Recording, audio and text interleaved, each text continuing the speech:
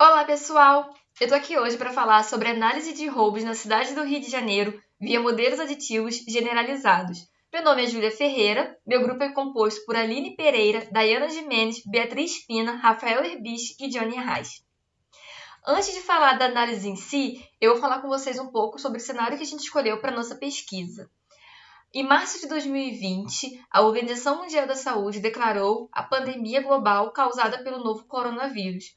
Por conta disso, foi necessário adquirir medidas sanitárias para evitar o contágio do vírus.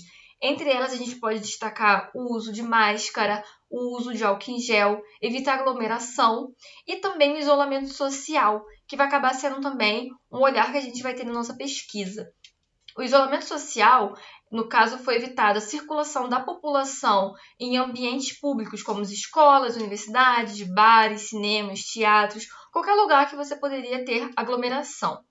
Por conta disso, a gente decidiu olhar, avaliar e comparar o comportamento da dinâmica espacial dos tipos de roubos mais comuns no município do Rio de Janeiro em abril e maio de 2019 e também de 2020. A gente escolheu esses 2 anos porque no ano de 2019 a gente não tinha pandemia e também a gente queria comparar com o ano que tivesse a pandemia para poder ver esse impacto do isolamento social. Então a gente decidiu verificar se o isolamento social causado pela Covid-19 mudou a dinâmica espacial ou diminuiu a probabilidade de ocorrência desses roubos na cidade do Rio de Janeiro. A base de dados ela foi fornecida pelo Instituto de Segurança Pública do Rio de Janeiro. Esse instituto ele é responsável pelo monitoramento, análise e divulgação dos estudos sobre criminalidade no estado do Rio de Janeiro. Com essa base de dados em mãos, a gente fez um recorte dos roubos mais comuns. Também fizemos um recorte temporal, que eu falei anteriormente, que foram os meses de abril e maio dos anos de 2019 e 2020. Também precisamos fazer transformações nos dados para que a gente pudesse manipulá-los com facilidade. A base de dados, ela, num contexto espacial, a gente pegou os dados dos tipos de roubos mais comuns da cidade do Rio de Janeiro. Eles foram disponibilizados por quadrículas de 200 por 200 metros, ou seja, a informação sobre a quantidade de roubos ocorridos em cada quadrícula pertencente ao município. E a cidade do Rio de Janeiro, ela possui 30.451 quadrículas. A imagem ao lado, a gente tem um recorte do município do Rio, que vai ilustrar os bairros de Copacabana e Leme, dividido em quadrículas. Então, a gente consegue ver aqui como que funciona as quadrículas. Devido à dimensão das informações, utilizar qualquer modelo estatístico para tentar capturar a dependência espacial dos dados a partir desses componentes estruturados tornou-se inviável. Então, a gente passou a buscar outros métodos que considerassem de alguma forma a associação espacial que havia entre as observações. Durante essa pesquisa, a gente encontrou modelos de aditivos generalizados, o GAN, que é utilizado na modelagem espacial, porque ele adiciona funções de suavização aos preditores, fornecendo uma grande flexibilidade. Dessa forma, a gente vai ter essa fórmula com as seguintes variáveis, e essas variáveis a gente tem aqui y e t, que segue uma distribuição de Bernoulli.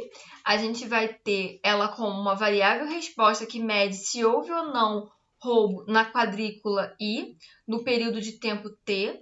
A gente vai ter π e t, que é a probabilidade de ocorrência de roubo na quadrícula I no período de tempo t.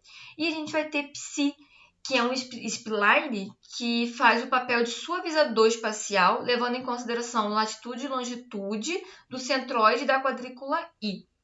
A estimação da quantidade desconhecida do modelo ela é feita a partir da maximização de verossimilhança penalizada. Todo esse procedimento de ajuste dos modelos foi feito no software R a partir das funções do pacote MGCV.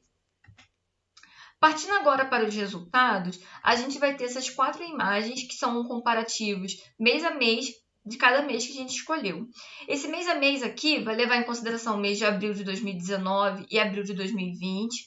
A gente consegue perceber que existe uma diminuição, um menor número, né, de localizações com ocorrências de roubo no ano de 2020. Então, quando a gente compara aqui lado a lado, abril, o mesmo mês, só que com anos diferentes, levando em conta que em 2019 a gente não tinha pandemia, não tinha isolamento social, já 2020 a gente tinha pandemia e o isolamento social, a gente consegue ver que teve essa diminuição da localização com ocorrências de roubo de 2020, comparando ano a ano. E embaixo a gente tem a mesma configuração, só que para o mês de maio a gente percebe que teve essa diminuição. É interessante a gente também notar que a maior concentração de roubos nas áreas onde as principais vias da cidade, né, como a linha amarela, linha vermelha e a Avenida Brasil. Então, a gente consegue perceber que é por ali que a gente tem essa concentração. As próximas imagens que a gente vai olhar são imagens de probabilidade de ocorrência dos tipos de roubos mais comuns na cidade do Rio de Janeiro e de forma estimada, né?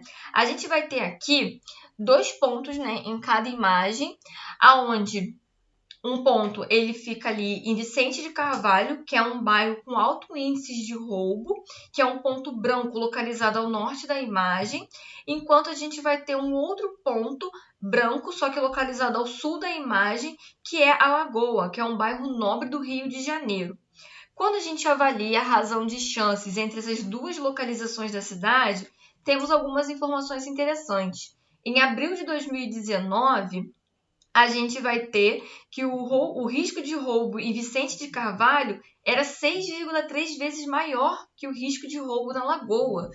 Quando a gente olha para maio de 2019, esse risco foi de 6,8 vezes acima do que a localização da Lagoa.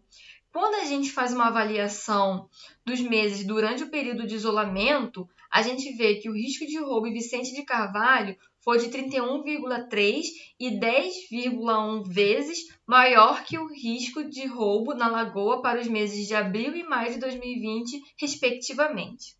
A gente pode notar que o risco de abril é bem maior e bem elevado, uma vez que os tipos de roubos estavam bastante concentrados naquela região subúrbio do Rio.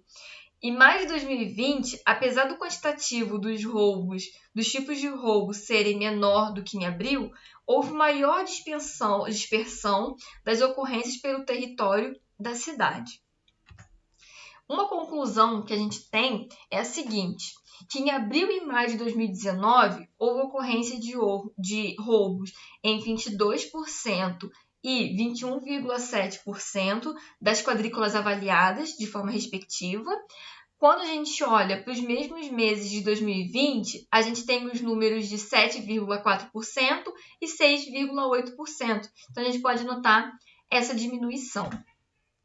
Os próximos passos que a gente tem para essa pesquisa, a gente percebeu que os resultados apresentados aqui podem ser facilmente estendidos para outras regiões da cidade, então a gente tem esse interesse.